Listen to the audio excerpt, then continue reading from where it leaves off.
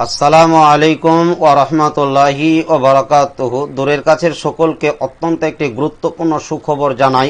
সেই সুখবরটা হচ্ছে আমার লেখা একটি বই সমাজে প্রকাশিত হয়েছে এবং বইটি ইতি অবসরে বের হয়ে গেছে। ওতে আপনারা চাইলে এই বইটি সংগ্রহ করতে পারেন। বইটি অত্যন্ত মূল্যবান বই। এই বইটির নাম হচ্ছে আল কোরআন ও সহিহ হাদিসের আলোকে বিশ্বনবী মুহাম্মদুর রাসূলুল্লাহ সাল্লাল্লাহু আলাইহি ওয়াসাল্লামের সুন্নতি জীবন। এই বইটিতে ধারাবাহিকভাবে 150টি নবী সাল্লাল্লাহু আলাইহি সাল্লামের দৈনন্দিন জীবনের সুন্নতকে উল্লেখ করা হয়েছে।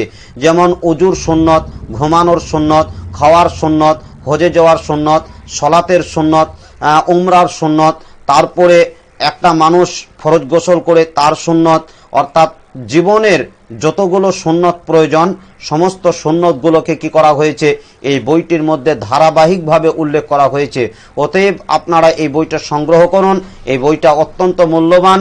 বইটি লিখতে 3টি বছর সময় ব্যয় হয়েছে। 21, 22, 23 3 বছর ধারাবাহিকভাবে বইটির উপর পরিশ্রম করেছি এবং বইটি অত্যন্ত মূল্যবান এবং অনেক জ্ঞানীজনদের, অনেক বড় বড় আলেম ওলামাদের পরামর্শ নিয়ে এই বইটিকে কি করা হয়েছে সমাজে এবং জাতির খিদমতের জন্য, জনগণের খিদমতের জন্য, সাধারণ মানুষের খিদমতের জন্য এই বইটিকে প্রকাশ করা হয়েছে এবং বের করা হয়েছে।